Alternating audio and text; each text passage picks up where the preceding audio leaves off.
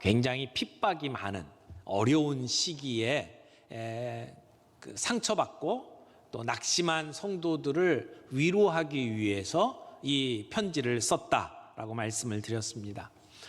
이들이 고난받는 이유는 예수 그리스도를 믿는 믿음 때문이었습니다. 그런데 이런 고난과 역경을 통해서 가지고 있는 것 다 잃어버리고 또 사회적인 직장 또 위치 다 잃어버리고 그것뿐만 아니라 때로는 마음을 이렇게 낙심하게 되면서 내가 누군지 내가 어떻게 살아야 되는지조차를 잃어버릴 때가 많이 있습니다. 정체성을 잃어버리는 거죠. 내가 누구인지를 아는 것은 참 중요합니다. 그게 우리의 삶의 모든 것들을 결정짓고 우리를 힘있게 살아가도록 만드는 원동력이 되기도 합니다. 내 아이덴티티가 뭔가를 어원으로 쭉 살펴보니까 반복되는 어떤 내 마음속의 습관 또는 나의 어떤 바라보는 개념 이런 것들을 이야기를 하더라고요.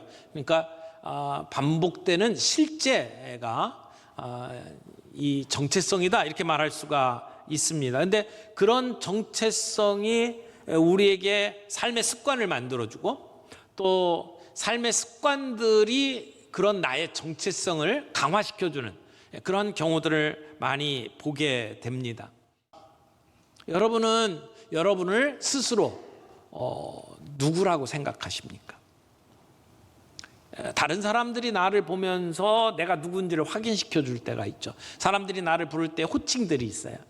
회사에 가면 어떤 호칭들이 있죠. 또 어떤 분들은 사장님 이렇게 하고 어떤 사람들은 과장님 이런 호칭들을 받습니다. 집에 가면 아빠, 엄마 이런 호칭들을 받고 살아가지 않습니까? 사람들이 나를 어떻게 봐주느냐도 굉장히 중요하지만 우리 그리스도인들에게 정말 중요한 것은 하나님이 나를 어떻게 보시느냐는 거예요. 나는 하나님의 눈에 어떤 존재인가라고 하는 것이 우리의 정체성을 갖게 만드는 정말 중요한 요소라고 생각을 합니다. 우리가 성경을 읽을 때에 또 큐티를 할 때에 성경 안에서 제일 먼저 찾아봐야 될 것이 하나님은 어떠신 분인가, 예수님은 어떤 분인가, 성령님은 어떤 분인가를 찾는 거예요. 그러니까 하나님이 어떠하신 분인가를 성경을 통해서 먼저 찾아보고 그 하나님 안에서 그 예수님 안에서 나는 누구인가를 찾는 것이 두 번째.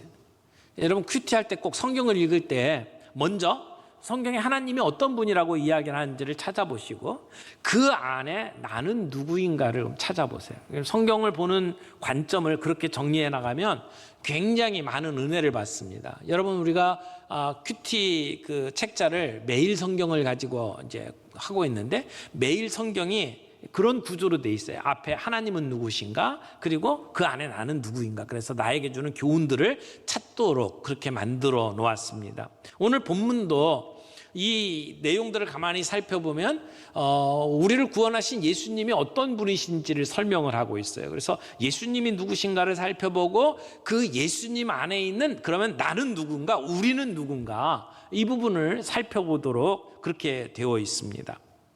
오늘 이 말씀 안에서 우리 주님의 모습을 살펴보고 그 안에 내가 누군지를 정체성을 확인하는 귀한 시간이 되기를 바랍니다. 첫 번째, 예수님은 누구신가? 여러분, 예수님은 누구신가라는 질문은 참 중요합니다. 성경에서 이런 질문들이 계속 되어 왔죠. 특별히 예수님께서 제자들과 한 3년 정도 함께 지내신 뒤에 이제 십자가 사건을 눈앞에 두고 제자들과 함께 가이사랴 빌립보라고 하는 지방으로 가십니다.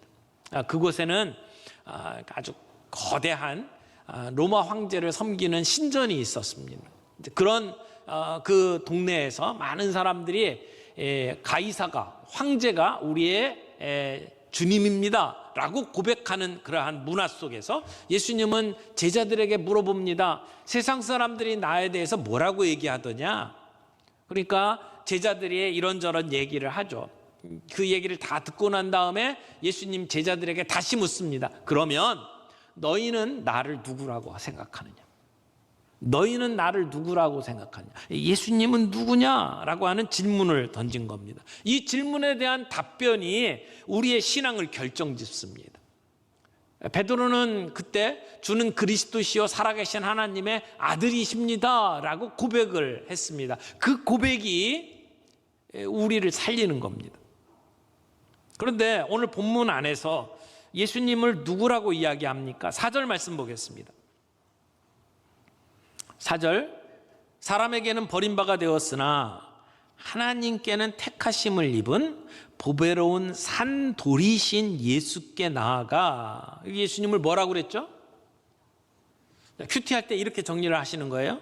여기 예수님이 뭐라고 했는지를 가지고 정리를 하는 거예요. 예수님은 보배로운 산돌이다, 이렇게 정리를 하시면 되겠죠. 보배로운 산돌, 산돌이 뭘까요? 여러분, 돌이 살아있어요? 영어로 리빙스톤이라고 되어 있습니다. 그 아프리카 선교사로 가신 분이 이 이름을 가지고 갔죠. 리빙스톤. 산돌. 돌이 살았대요. 예수님이 산돌이라고 이야기를 합니다. 그러면 이 산돌이 무슨 의미일까요? 산돌. 살아있는 돌. 또 이렇게 생각할 수 있어요. 생명을 주는 돌. 예수님은 우리에게 생명을 주시는 분입니다. 그래서 우리가 예수님께 가게 되면 예수님에게 생명을 얻습니다. 그리고 풍성한 생명을 누리게 됩니다. 예수님은 그렇게 생명을 소유하신 분이고 생명을 주는 분이에요. 그래서 산돌이라고 표현을 합니다. 그런데 4절에서는 보배로운 산돌이라고 표현됐는데, 그 다음에 6절에 가면 예수님을 또 다른 돌로 표현합니다. 6절 보세요. 성경에 기록되었으되 보라, 내가 택한 보배로운 어떤 돌? 모퉁이 돌을 시온에 두노니 그를 믿는 자는 부끄러움을 당하지 아니하리라. 이게 구약의 예언된 말씀을 가지고 인용을 하는 거예요. 근데 예수님을 여기 뭐라고 그랬어요? 예수님은 보배로운 모퉁이 돌이다. 근데 시온에 두었다. 그래서 그 모퉁이 돌을 믿는 자는 부끄러움을 당하지 아니하리라 라고 말씀을 합니다. 7절 보세요. 그러므로 믿는 너희에게 보배이나. 우리 믿는 사람들에게는 그 모퉁이 돌이 보배예요. 그러나 믿지 아니하는 자에게는 건축자들이 버린 그 돌이다. 믿지 아니하는 자들은 그 돌을 버렸어요. 근데 그 돌이 뭐가 됐다? 모퉁이의 머릿돌이 되었다. 그러면 그 예수님은 어떤 돌이에요? 모퉁이의 머릿돌이다, 이렇게 말할 수 있어요. 그러니까 지금 돌 시리즈가 계속 나오고 있는데 4절에서는 산돌, 그리고 6절에서는 보배로운 모퉁이돌, 그리고 7절에서는 모퉁이의 머릿돌, 이렇게 표현을 했어요. 근데 지금 베드로는 뭐라고 이야기하냐면 예수님이 바로 그 모퉁이에 있는 머릿돌이다, 또는 모퉁이 돌이다 라고 이야기를 하고 그 돌이 산돌이라고 얘기를 하는 겁니다. 그러면 오늘 우리가 예수를 믿고 있는 성도들은 이 모퉁이 돌 위에 세워져 있는 작은 돌들이 우리가 되는 거예요. 건물을 지을 때에 돌로 이렇게 쌓아 올라가는데 예수님은 밑바탕에 기초를 세우고 그 기본이 되는 자리를 차지하고, 그리고 우리 한 사람 한 사람이 벽돌과 같은 역할을 해서 건축물을 세워져 가는데, 그런데 그 건물을 성전이라고 이야기를 하는 거예요. 여기 중요한 몇 가지가 있는데 좀 살펴보죠. 첫 번째는 지금 이 산돌, 모퉁이돌 또는 모퉁이의 머릿돌이라고 이야기하는 분이 예수님이다. 그런데 이것을 건축자들이 버린 돌이다라고 설명을 하고 있어요. 그 당시에 예수님 당시에 예수님을 받아들이지 않았죠. 예수님이 모퉁이 돌이로 이렇게 받아들이지 않고 메시아로 받아들이지 않고 버렸던 사람들이 있죠. 종교 지도자들입니다. 그 당시에 장로들, 바리새인들, 그리고 제사장들은 예수님을 버렸습니다. 오늘로 이야기하면 합리주의자들, 인본주의자들, 무신론자들, 그들은 예수를 믿지 않습니다. 예수를 버린 거죠. 건축자들이 버린 그 돌을 하나님은 선택하셨어요. 그를 받아들이셨어요. 그래서 그를 건축의 기초, 머릿돌로 삼으셨다라고 이야기를 하는 겁니다. 인간 건축자들은 예수 그리스도를 버렸을지라도 하나님은 그를 모퉁이의 머릿돌이 되게 만들었다라고 하는 것입니다. 그런데 그 돌이 우리에게 생명을 공급하시는 돌이라는 것이죠. 여러분, 우리가 그 예수님께 가서 우리는 생명을 받습니다. 그분에게서 더 풍성한 삶을 얻습니다. 그분에게서 이 세상을 살아갈 수 있는 양식을 얻습니다. 그래서 그분은 산돌이다. 여러분, 우리가 그 산돌 대신 예수님께 가야 생명을 얻고 그 산돌 대신 예수님께 가야 풍성한 삶을 살 수 있습니다. 그분에게 가야 우리가 영적으로 성장할 수가 있습니다. 예수 그리스도, 그분이 세운 하나님의 나라, 그것이 영원한 겁니다. 근데 그 하나님의 나라 안에 하나님은 우리를 산돌로 삼으시고 우리를 통해서 복음의 역사를 감당하게 만드셨어요. 그래서 우리 한 사람 한 사람이 예수님에 연결되어 있는 산돌로 오늘 우리가 쓰임받고 있다라고 말할 수 있습니다. 그 이야기를 본문의 6절부터 8절까지 이제 기록을 해놨죠. 6절부터 8절까지 쭉 읽겠습니다. 성경에 기록되었을 때 보라, 내가 택한 보배로운 모퉁이 돌을 시온에 두노니 그를 믿는 자는 부끄러움을 당하지 아니하리라 하였으니, 이건 성경에 기록되었을 때 구약에 있는 말씀을 인용하는 거예요. 그리고 나서 7절에 그러므로 믿는 너희에게는 보배이나, 우리에게는 예수님이 보배입니다. 그러나 믿지 아니하는 자에게는 건축자들이 버린 그 돌이 모퉁이의 머릿돌이 되고, 8절 또한 부딪히는 돌 걸려 넘어지게 하는 바위가 되었다. 심판하시는 돌이 되었다. 그들이 말씀을 순종하지 아니함으로 넘어지나니 이는 그들을 이렇게 정하신 것이라. 자, 그러나 9절부터 시작합니다. 그러나 그들에게는 심판하는 돌이에요. 그들은 예수님을 버렸어요. 그래서 결국은 심판당합니다. 무너집니다. 그러나 9절 말씀 보겠습니다.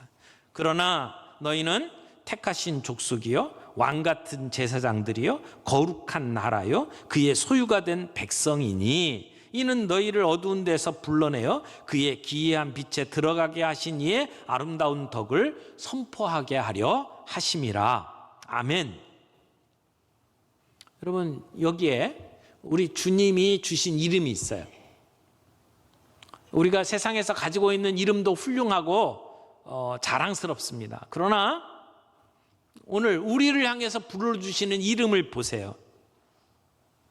하나님께서 예수 그리스도를 그 성전의 모퉁이돌로 삼으시고 우리를 그 모퉁이돌 위에 세워놓는 산돌로 연결을 해서 성전을 만드셨다고 그랬잖아요.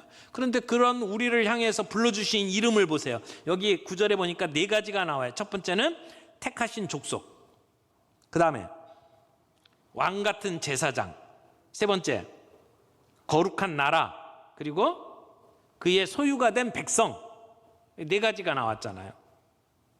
여러분, 그 이름 하나하나를 가지고 깊게 이렇게 정리를 할 수 있는 시간은 없어요. 다음 주에는 이 가운데 특별히 왕같은 제사장이라고 하는 주제를 놓고 여러분하고 함께 말씀을 좀 생각을 해보려고 합니다만은 오늘은 간단하게 이 내용을 좀 정리를 하겠습니다. 첫 번째, 택하신 족속. 우리는 하나님의 택함 받은 족속이에요. 하나님이 우리를 택하셨어요. 여기 택하셨다라고 하는 것, 귀중한 것을 선택했다라는 의미를 담고 있어요.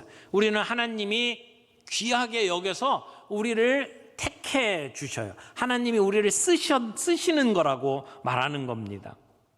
그렇죠? 여러분, 그런데 오늘 본문에 보니까 하나님이 우리를 뽑아줬대요.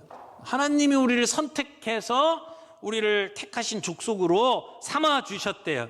여러분, 하나님이 나를 선택해 주셨다. 이게 우리들에게 자존심이에요. 이스라엘 백성들에게는 그게 자존심이었잖아요. 내가 선택받은 백성이었다. 이스라엘 백성이었다. 세상 많은 나라들과 비교할 때 우리는 선민이야 라고 하는 것이 있었잖아요. 그게 어디서 나오는 거예요? 내가 선택받았다 라고 하는 그 기쁨, 뿌듯함 때문에 나오는 거잖아요. 여러분, 하나님이 우리를 선택해 주세요. 내가 선택한 게 아니라 내가 여러 신들 가운데 내가 하나님을 선택한 게 아니고 하나님이 나를 선택해 주셨어요. 내가 뭔가를 잘 했기 때문에 인정받은 게 아니고 조건이 없이 하나님이 나를 선택해 주셨다. 그 기쁨, 그 뿌듯함. 여러분, 우리가 그런 존재입니다. 그런데 두 번째, 왕 같은 제사장이라고 얘기를 했어요. 앞에서는 우리가 거룩한 제사장이라고 그랬고 뒤에서는 왕 같은 제사장이라고 이야기해요. 여러분, 거룩한 제사장이라는 얘기는 따로 구별했다 그런 뜻이에요. 다른 여러 나라들 가운데 하나님께서 우리나라를 선택했다 그런 의미에서 거룩하다. 그래서 우리는 달라야 된다. 세상 사람들이 살아가는 방식과 달라야 된다. 그런 의식을 갖게 만드는 게 거룩한이라는 뜻이죠. 근데 왕 같은 제사장이래요. 이 말은 왕에 속한 제사장 이런 의미를 담고 있어요. 제사장은 세상 사람들에게 그렇게 큰 부러움의 대상이 아닐 수 있습니다. 안 믿는 사람들이 뭐 제사장이 뭐 대단하겠어요? 근데 안 믿는 사람들은 왕은 대단하게 여겨요. 왕 같다 그러면 오 대단하네 이렇게 생각을 한단 말이에요. 근데 우리의 제사장 됨이 그런 느낌이 드는 존재라고 이야기를 하는 겁니다. 근데 제사장은 뭐 하는 사람들이에요? 하나님께 제사를 드리는 사람들이죠. 근데 제사장의 의미를 살펴보면 이게 라틴어 그 뜻을 보니까 다리를 놓는 사람이라는 뜻을 갖고 있더라고요. 그러니까 하나님과 백성 사이에 중보자 역할을 하는 게 제사장. 그래서 하나님께서 우리를 그런 제사장을 삼으셨대요. 여러분 여기에 우리가 누구예요? 우리가 여기 앉아 계신 저와 여러분들을 다 우리라고 얘기를 하는 거잖아요. 그러면 제사장이 누구라고요? 나라고요. 우리라고요. 여러분 목사만 제사장이 아니에요. 여러분이 제사장이에요. 여러분이 나는 제사장이야 라고 하는 의식을 갖고 있나요? 많은 분들이 목사님이 제사장이라고 자꾸 생각을 해요. 그래서 무슨 문제만 있으면 자꾸 목사한테 와가지고 기도해 달라고 말씀을 하시는데 여러분이 기도해도 하나님 들으셔요. 그렇잖아요. 여러분이 하나님 앞에 기도해도 하나님이 들으셔요. 예전에는 이스라엘 백성들이 하나님 앞에 나아갈 때는 제사장을 거쳐야만 됐어요. 제사장들이 대신 제사를 드려줘야만 됐어요. 그러나 예수님께서 십자가에 못 박혀 돌아가실 때에 성전의 휘장이 찢어졌어요. 지성소와 성소 사이에 휘장이 찢어졌어요. 예전에는 1년에 한 번씩만 대제사장이 들어갔던 자리에 이제는 누구나 들어갈 수 있게 되었어요. 그래서 우리는 예수 그리스도를 믿음으로 말미암아 하나님 앞에 담대히 나아갈 수 있는 자격을 얻게 된 거예요. 여러분 누구를 거쳐서 하나님께 갈 생각하지 마세요. 내가 하나님 앞에 직접 나아가는 존재로 우리를 부르셨어요. 그래서 우리가 제사장이에요. 어떤 목사님은 내가 제사장이다. 그러니까 구약시대에 11조를 제사장에게 바쳤던 것처럼 우리 교회 11조는 다 내 거다. 이렇게 주장하는 정신 나간 사람도 있어요. 여러분 분명하게 기억하세요. 사기입니다. 잘못 가르치는 거예요. 목사만 제사장이 아니에요. 여러분이 제사장이에요. 우리 모두가 제사장이에요. 오늘 분명한 정체성을 갖기를 바랍니다. 내가 누구라고요? 제사장이다. 왕 같은 제사장이다. 여기 우리는 거룩한 나라다. 우리가 하나님의 나라의 백성이에요. 우리가 나라예요. 그런데 거룩한 나라래요. 하나님께서 특별히 구별한 나라래요. 그 다음에 그의 소유된 백성이니 우리는 하나님의 소유예요. 주님의 소유예요. 소유라고 하는 것은 어떤 목적을 위해서 하나님이 특별히 자기 걸로 만들었다, 그런 뜻이에요. 그러면 우리를 부르셨을 때는 우리를 향한 하나님의 계획이 있어요. 목적이 있다는 얘기죠. 여러분, 여기 네 가지를 정리를 했잖아요. 우리는 택함 받은 족속이에요. 왕 같은 제사장이에요. 거룩한 나라예요. 그리고 그의 소유된 백성이에요. 얼마나 대단한 존재예요? 하나님이 나를 누구라고 하느냐, 하나님이 나를 어떻게 보느냐, 그 관점에서 나를 보는 나의 정체성, 그것이 중요하다는 겁니다. 자, 세 번째로, 그러면 우리는 무엇을 해야 합니까? 우리 짧게 정리하고 가죠. 내가 누구냐라고 하는 건 굉장히 중요합니다. 그것이 우리의 할 일을 결정을 짓죠. 우리는 우리의 신분이 바뀌었습니다. 그래서 우리는 그 신분에 맞는 삶을 살아야 합니다. 그런데 제사장 그랬는데 앞에 거룩한 제사장이래요. 그러면 우리는 거룩해야 됩니다. 여러분, 우리는 거룩한 제사장답게 거룩하게 살아갑니까? 거룩한 삶을 삽니까? 거기에 합당한 모양새, 합당한 색깔을 드러내며 살아갑니까? 세상과는 다른 모습으로 살아가고 있습니까? 하나님은 우리에게 거룩한 삶을 요구하십니다. 어떤 왕이 밤하늘을 바라보면서 신하들에게 말했대요. 야, 저 참 별 아름답구나. 그랬더니 옆에 있던 신하들이, 예, 찬란합니다. 아이고, 대단하네요.